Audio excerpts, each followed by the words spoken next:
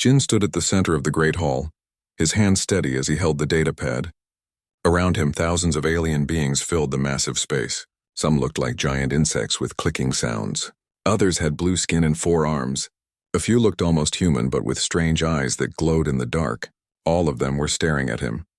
The Grand Assembly of the Galactic Council was the most important place in the galaxy. Every major species sent their best people here. The building itself was huge, bigger than any city on Earth. It floated in space near the center of the galaxy, where all the important decisions were made. Jin was Earth's representative. He had traveled far from his home planet to stand here today. His job was simple but very important.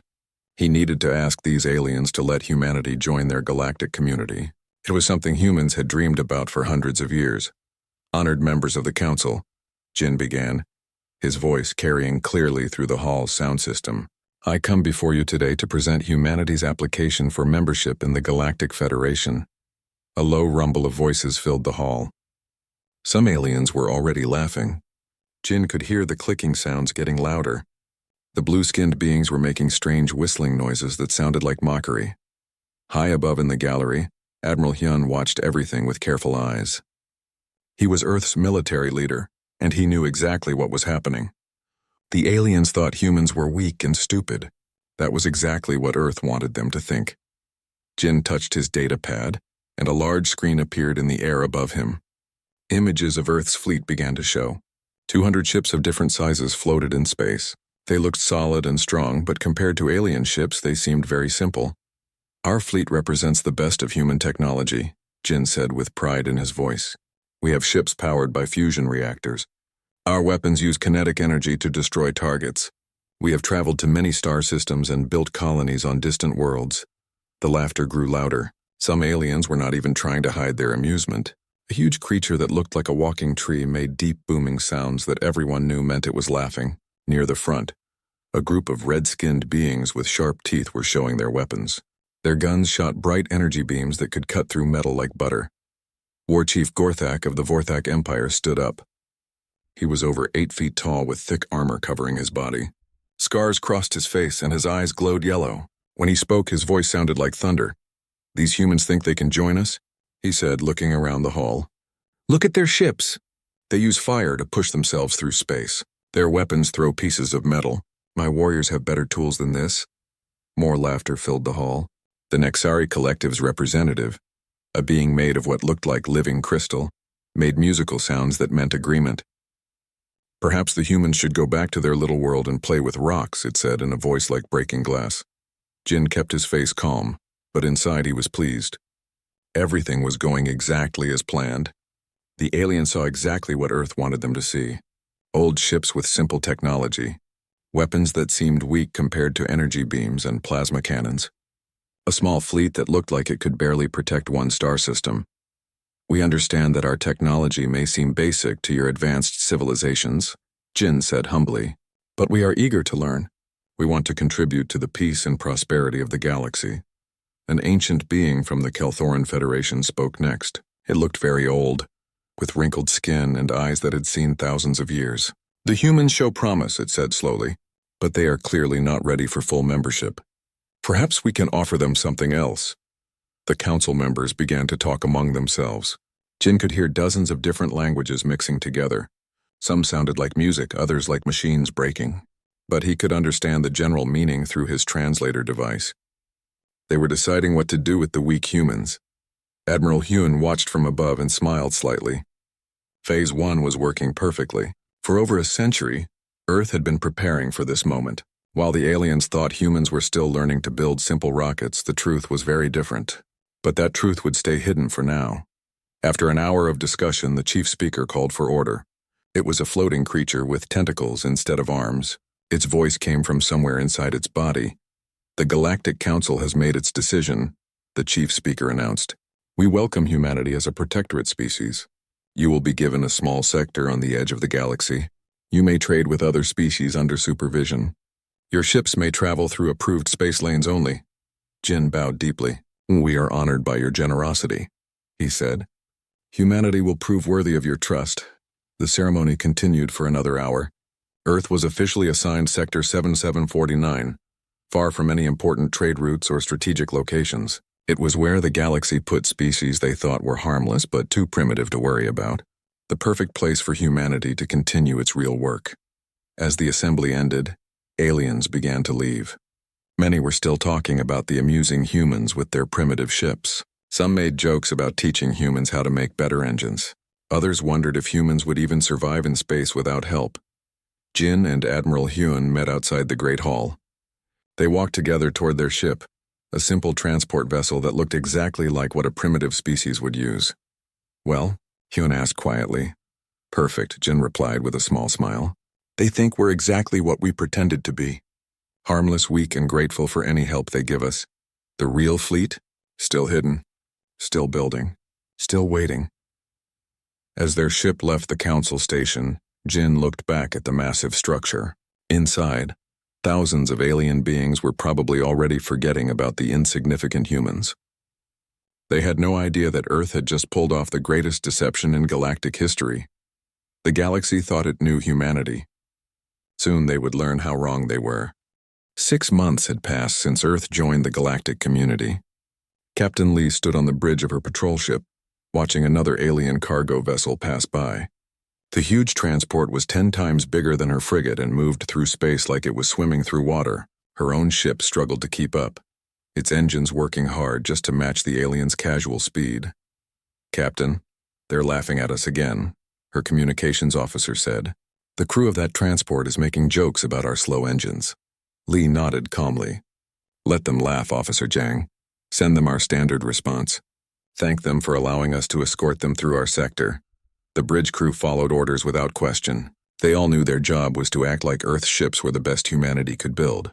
Every day they pretended to struggle with technology that aliens thought was impressive for such a primitive species. But Captain Lee knew the truth.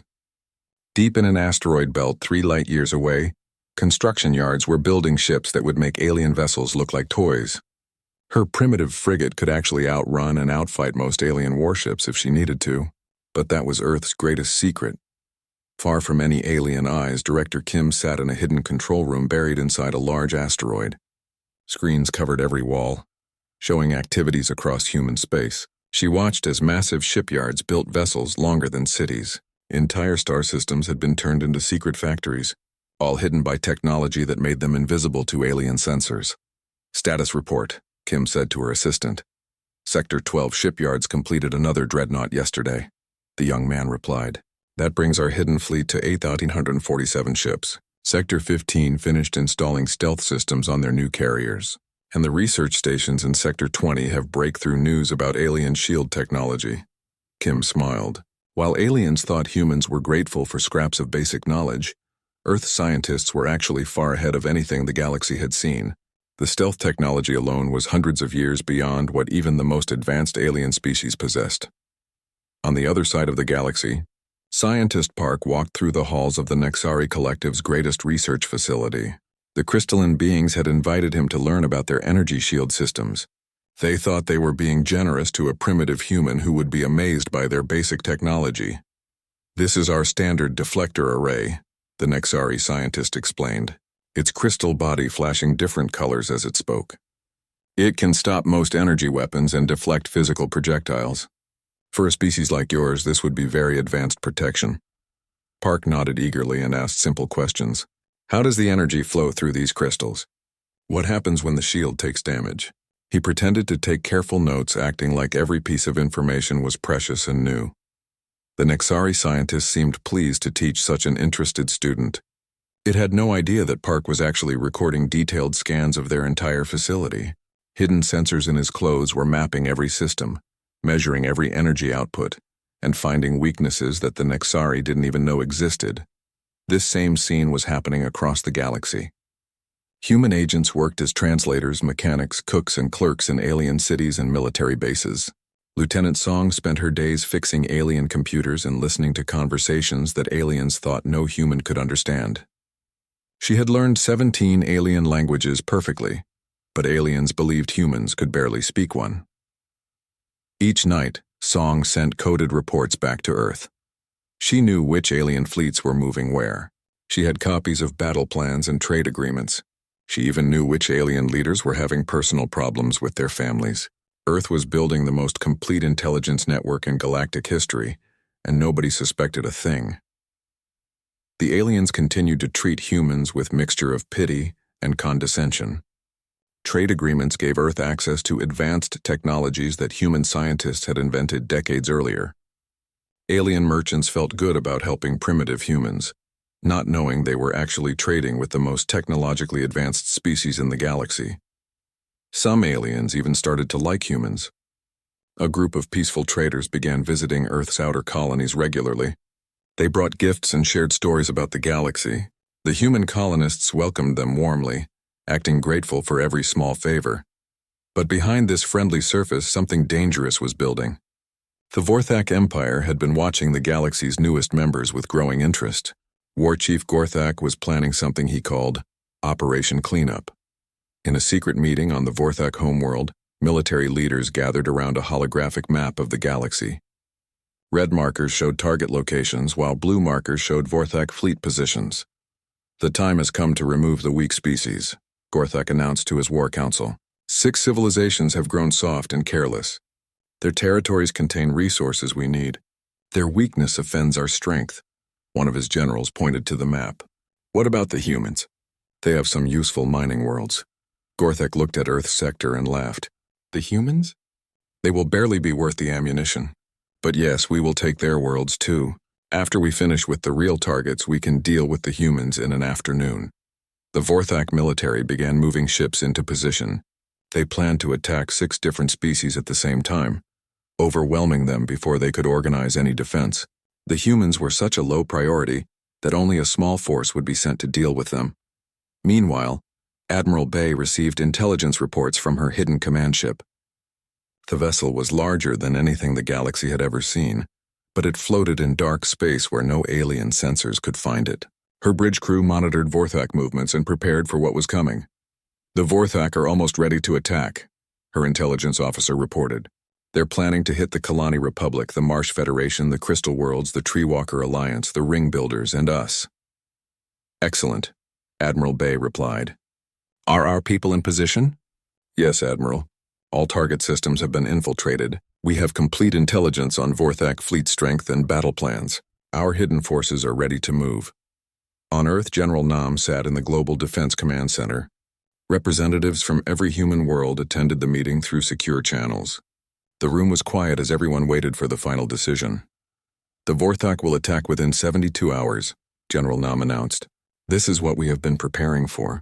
Operation Harvest will begin the moment they enter our space. A colonel raised her hand. What about the other species they're attacking? Should we warn them? General Nam shook his head. The galaxy chose to see us as weak and primitive. Let them continue believing that until it's too late. When the Vorthak attack, we will show the galaxy who we really are. Across human space, hidden bases received their final orders. Ships that had never been seen by alien eyes powered up their engines. Soldiers who had trained in secret for decades checked their equipment one last time. Scientists made final adjustments to weapons that would shock the galaxy. Captain Lee continued her patrol, acting like her small frigate was all that stood between humanity and the dangers of space. She had no idea that beneath the surface of the asteroid her ship was passing. A shipyard held enough firepower to destroy entire alien fleets. The galaxy thought it knew humanity. In a few days they would learn how terribly wrong they had been. The species that laughed at Earth's primitive ships was about to face the real human fleet, and when that happened, the laughter would stop forever. The attack came without warning. Across 6 different star systems, Vorthak warships dropped out of hyperspace and began firing immediately. Their massive vessels moved like hunting beasts, targeting military bases, orbital stations, and any ships that tried to resist. At Kepler Station on the edge of human space, Captain One watched the approaching enemy fleet through his ship's sensors. 30 human vessels formed a defensive line around the station, while hundreds of Vorthak ships advanced toward them. The numbers were hopeless, but Juan had his orders. All ships, this is Captain Juan, he broadcast on the command frequency. We stand here for humanity. We will not surrender. We will not retreat. Fight with honor. The human crews responded with determination, even though they all knew what would happen next. The ships around Kepler Station were the same primitive vessels that the galaxy had seen and mocked. Their weapons were kinetic cannons and missile launchers. Their armor was simple metal alloy. Against Vorthak plasma weapons and energy shields, they stood no real chance. War Chief Gorthak commanded the assault from his flagship, a massive dreadnought called Blood Honor. He watched the human formation with satisfaction. These weak creatures were actually going to fight instead of running away. It would make the victory even more satisfying. "Begin the attack," Gorthak ordered. "Show these primitives what real war looks like." The Vorthak fleet opened fire. Bright beams of energy reached across space and struck human ships. Explosions bloomed like deadly flowers as vessel after vessel took damage. The humans fired back, their metal projectiles and explosive missiles racing toward enemy ships. Most of the human weapons struck Vorthak shields and did no damage at all. A few lucky hits got through and damaged armor plating, but nothing that would seriously hurt a Vorthak warship. The battle was unfolding exactly as everyone expected. Captain Wan's ship shook as enemy fire hit his shields. Systems sparked and failed around the bridge. "Damage report," he shouted over the noise of battle. "Forward shields at 30%, his tactical officer replied. "Main engine offline. Weapons functioning but ammunition running low." Around Kepler Station, other human ships were taking even worse damage. The frigate Pioneer exploded in a ball of fire when its reactor overloaded. The destroyer Freedom lost its front section to a direct hit, but kept firing with its remaining guns. Across the galaxy, other alien species watched the battle through their intelligence networks. The peaceful Kalani Republic was fighting desperately to save their colonies, but they took time to observe humanity's first real war. What they saw confirmed everything they believed about humans. "Look how bravely they fight," one Kalani commander said sadly. "But their technology is so primitive, they cannot win against the Vorthak." The Treewalker Alliance was having similar thoughts as they defended their own worlds. "The humans are brave but foolish," their war leader communicated through root speech. "They should have surrendered and lived to fight another day." At Kepler Station, the battle was reaching its end. Half the human fleet was destroyed or disabled. Captain Wan's ship was barely functioning, held together by emergency power and the determination of his crew. The station itself was burning, its defensive weapons silenced one by one. "Sir, we're getting evacuation orders," Wan's communications officer reported. "High Command is ordering all remaining ships to retreat." Wan looked at the tactical display. Only 12 human ships were still capable of fighting, and the Vorthak fleet had barely taken any damage. It was time for the final act of their performance. "All ships, this is one. Begin emergency withdrawal. Save what you can. Live to fight another day." The surviving human vessels turned and fled, their damaged engines struggling to reach escape velocity. The Vorthak fleet pursued them briefly but then turned back to claim their prize. Kepler Station was theirs and the human frontier was broken. Gorthak watched the retreat with satisfaction. "Signal the fleet. Phase 1 complete. The human military is defeated. Begin occupation procedures." News of humanity's defeat spread across the galaxy within hours. Diplomatic channels carried reports of the brave but hopeless human resistance. Trade networks shared footage of primitive human ships being destroyed by superior Vorthak weapons. Everyone agreed that while humans had fought bravely, they never had a real chance. On the council station, emergency meetings discussed how to respond to Vorthak aggression. Some species wanted to send aid to the surviving humans. Others worried that they might be the next targets. "The humans fought well for a primitive species," the Nexari representative said, its crystal body dimming with sadness. "Perhaps we can offer them refuge on our worlds," the ancient Kelthoran delegate agreed. "War Chief Gorthak has shown his true nature. If he can destroy the humans so easily, who will he attack next?" But despite their concern, no one was prepared to actually fight the Vorthak Empire. The military demonstration at Kepler Station had been too convincing. If the Vorthak could destroy human ships so easily, what chance did other species have? In a hidden base deep in the asteroid belt, Admiral Bay received the battle reports with satisfaction. Everything had gone exactly according to plan. The Vorthak fleet was now scattered across human space in small occupation groups, confident in their superiority and completely unprepared for what came next. "Status report," Admiral Bay ordered. "All human ships performed perfectly," her tactical officer replied. "The Vorthak believe they destroyed our primary fleet. They're dividing their forces to occupy our outer colonies. War Chief Gorthak himself is heading for Earth with only his personal fleet. Excellent. And our real forces? Ready and waiting. All stealth systems are active. The enemy has no idea we exist. Admiral Bay smiled as she looked at the tactical display. Red markers showed Vorthak ships spreading out across human territory like drops of blood. Blue markers showed the real human fleet, invisible to enemy sensors and waiting in perfect ambush positions. On Earth, General Nam stood in the Global Defense Command Center, surrounded by his staff. The room was quiet except for the soft humming of computers processing vast amounts of tactical data. The Vorthak have taken the bait, General Nam announced to his officers. War Chief Gorthek believes he has won a great victory. His forces are exactly where we want them. A colonel stepped forward. Sir, the enemy is approaching Earth. Their advanced scouts will arrive in 6 hours. General Nam nodded slowly. For over a century, Earth had prepared for this moment. Hidden shipyards had built the most advanced fleet in galactic history. Secret research stations had developed weapons technology that would revolutionize warfare. Thousands of the best soldiers, scientists, and engineers had worked in complete secrecy to make this plan possible. The galaxy thought they knew humanity. They saw primitive ships and simple weapons. They believed humans were brave but weak, determined but outmatched. Every alien species in the galaxy was watching and waiting to see how quickly the Vorthak would finish conquering the helpless humans. Signal all units, General Nam ordered. Operation Harvest begins now. Across human space, coded transmissions reached ships that had never been detected by alien sensors. Soldiers who had trained in secret for decades prepared for battle. Scientists made final checks on weapons that would shock the galaxy. War Chief Gorthak was about to learn that humanity had been hiding more than just ships and weapons. They had been hiding their true nature, and when that nature was finally revealed, the galaxy would never be the same. Space around the Vorthak occupation forces suddenly came alive with death.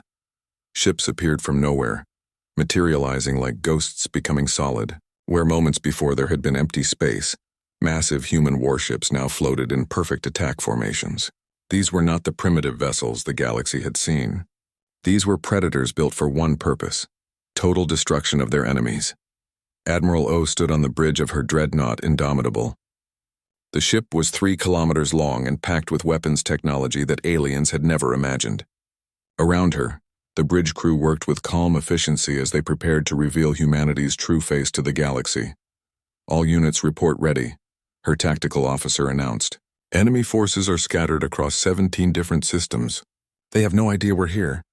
Admiral O looked at the main display showing Vorthak ships going about their occupation duties. Some were landing troops on human colonies. Others were setting up communication networks. A few were scanning the systems for hidden resources. None of them were watching for threats because they believed all human military forces had been destroyed at Kepler Station. Signal the fleet, Admiral O ordered. Begin the harvest. The Indomitable dropped its stealth systems and appeared on every sensor in the star system.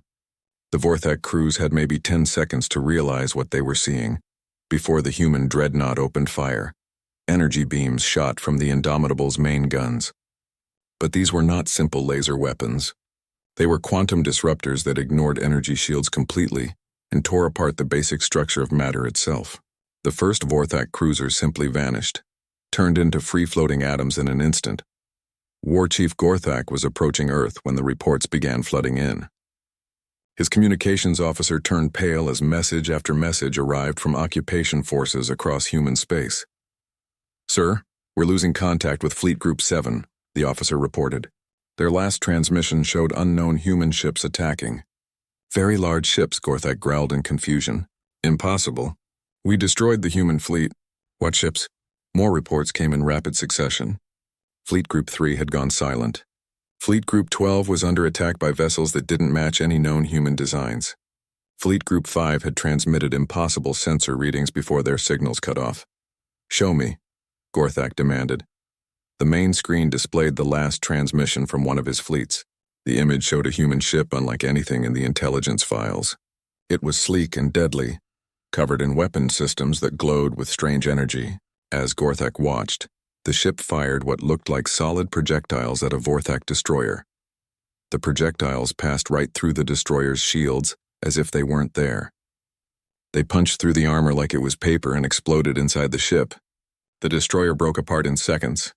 "This is impossible," Gorthak said, his voice filled with disbelief. "Where did these ships come from?" Captain Yu commanded the strike cruiser Retribution as it appeared in the middle of a Vorthak fleet formation. Her ship had used its advanced drive systems to jump directly into the enemy group, something that should have been impossible according to known physics.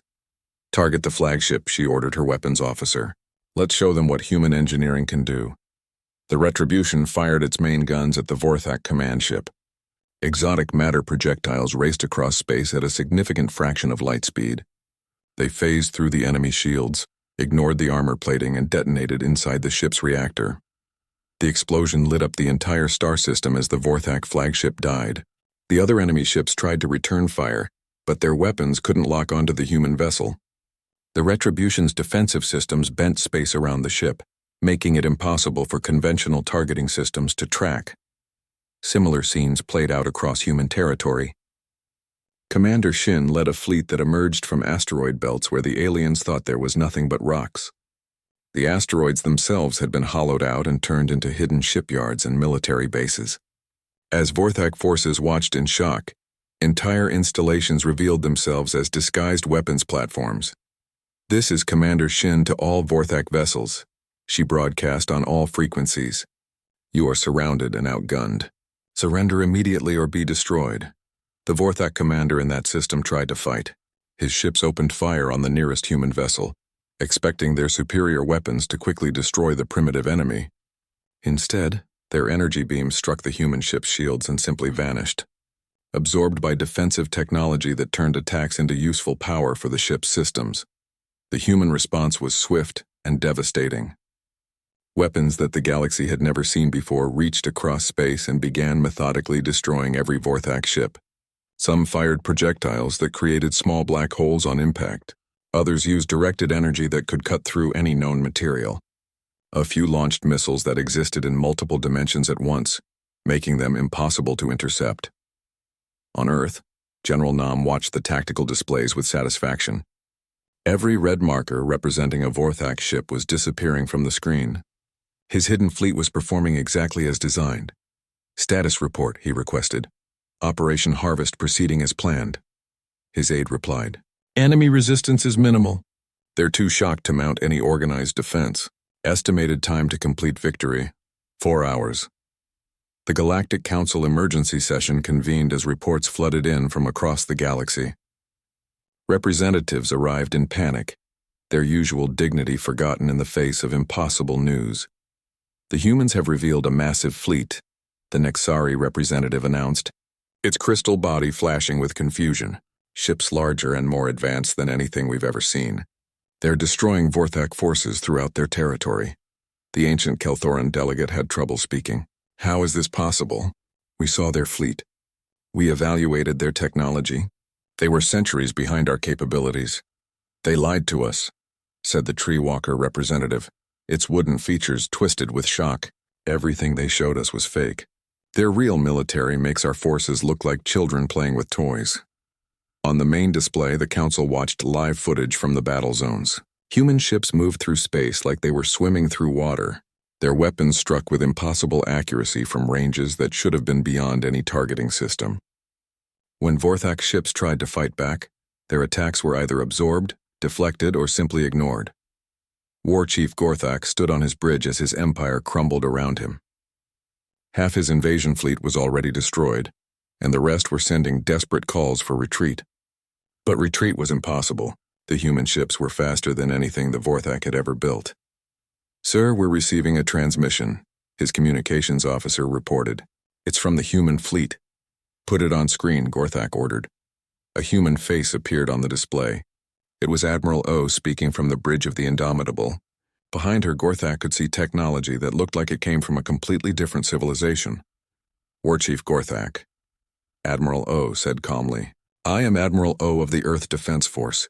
You attacked our people because you thought we were weak. You were wrong," Gorthak found his voice. "This is impossible. We evaluated your capabilities. Your ships, your weapons, everything was primitive." Admiral O smiled. "You saw exactly what we wanted you to see.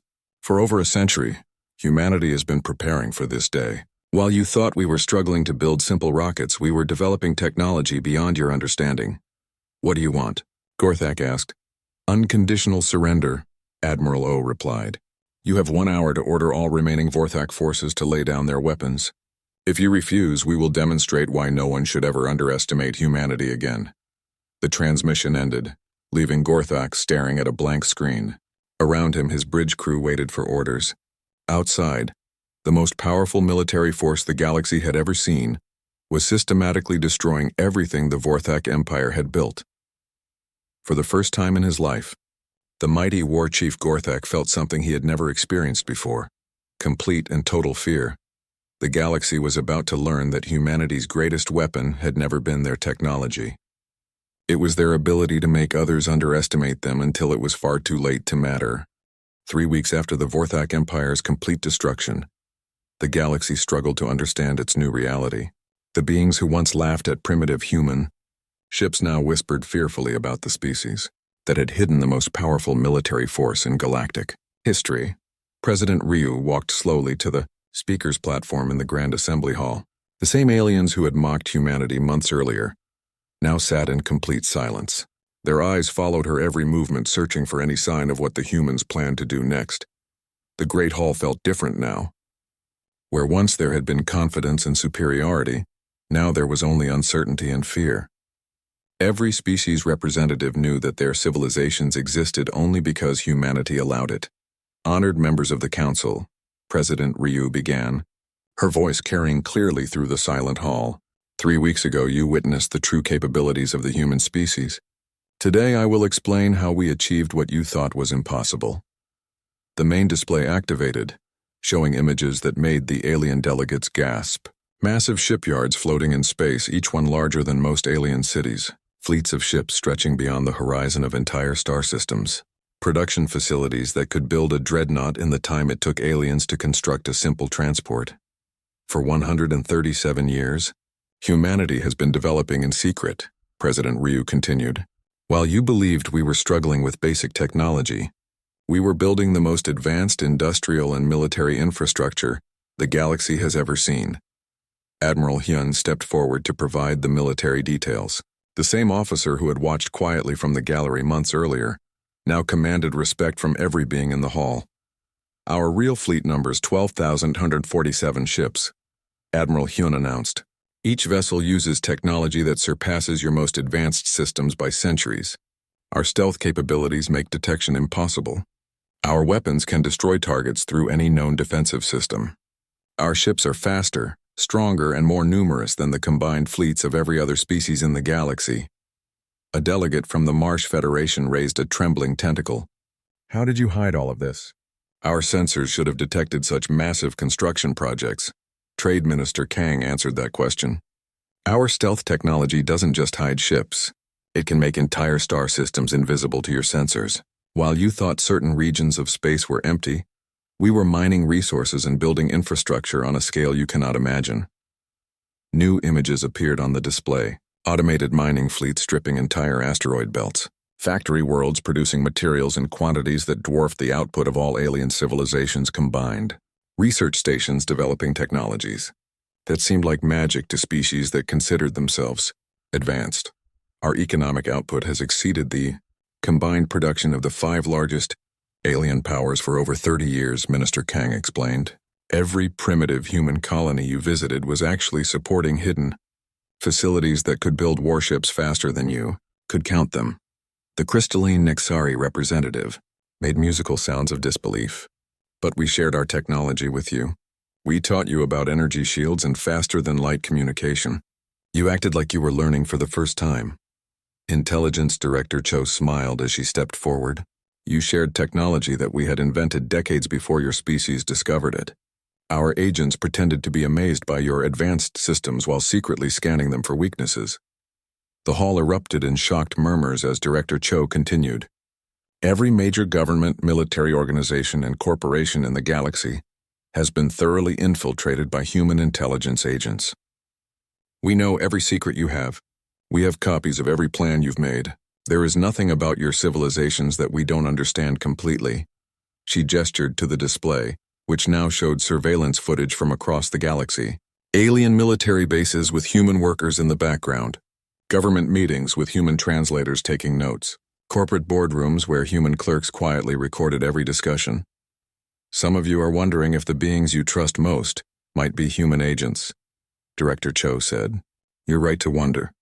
We have people in positions you would never suspect. Your security, your privacy, your secrets, they stopped existing the day you allowed humans into your space. War Chief Gorthak sat in the prisoner section, his massive frame contained by restraints that could hold him but would not humiliate him. When President Ryu gestured toward him, he stood with as much dignity as his situation allowed. The former war chief represents the old way of thinking, President Ryu said. The belief that strength comes from superior weapons and aggressive tactics. Gorthak commanded fleets that conquered dozens of worlds. His empire was built on the idea that the strong should dominate the weak. She turned to address Gorthak directly. You saw what you thought were weak humans and decided to take what was ours. You never imagined that we had been preparing for species like yours for over a century. Your empire fell in less than 6 hours because you made the same mistake everyone else made. You underestimated us. The hall remained silent as President Ryu returned to the center of the platform. When she spoke again, her voice carried the weight of absolute authority. The galaxy now faces a choice. You can accept the new reality and benefit from human leadership, or you can resist and face the same fate as the Vorthak Empire. We prefer cooperation, but we will not hesitate to use force if necessary. The chief speaker, the floating creature with tentacles, managed to find its voice. What exactly are you proposing? A new galactic order, President Ryu replied. Humanity will take responsibility for maintaining peace and stability throughout the galaxy. Species that accept our leadership will receive access to technologies that will improve their civilizations beyond anything you can imagine. Those that resist will be removed. She gestured to the display again, which now showed human ships positioned throughout the galaxy. Every major star system had human vessels nearby, invisible until they chose to reveal themselves. Our fleet is already in position to enforce this new order. No species has the capability to challenge human authority. No alliance of species could threaten our dominance. The age of petty wars and territorial disputes is over. The ancient Kelthoran delegate spoke slowly. And if we refuse?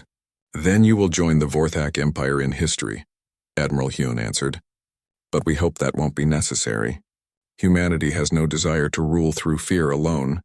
We want to build a galaxy where every species can prosper under proper guidance.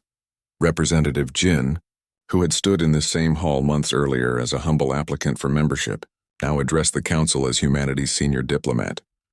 The choice before you is simple, Jin said. Accept human leadership and enter a new golden age of peace and prosperity. Or cling to the old ways and face extinction. There is no third option. The voting process was unlike anything in the council's history. No discussion was allowed. No amendments could be proposed. Each species had one choice: accept humanity's dominance or reject it. One by one, the alien representatives cast their votes. Some did so quickly, eager to show their acceptance of the new reality. Others hesitated, struggling with the decision but ultimately choosing survival over pride. The Nexari Collective voted to accept. The Treewalker Alliance agreed. The Kelthoran Federation, after long consideration by their ancient delegate, chose cooperation. The Marsh Federation submitted to human authority. When the final vote was tallied, the result was unanimous. Every surviving species in the galaxy had chosen to accept human leadership rather than face destruction. President Ryu looked out over the assembled delegates. These beings had once considered humanity a joke, a primitive species barely worthy of notice. Now they knelt before human authority because they had learned the cost of underestimating Earth's children. The transition will begin immediately, President Ryu announced. Human administrators will work with your governments to ensure smooth integration into the new order. Technologies will be shared, trade will be reorganized, military forces will be restructured under human command. As the session ended and aliens began to file out of the Great Hall, President Ryu remained at the podium. She watched the representatives leave, knowing that many of them still couldn't fully comprehend what had happened. Admiral Hyun joined her. Any regrets about the deception? President Ryu shook her head. We gave them every chance to treat us as equals. They chose to see us as primitives. Now they live with the consequences of that choice.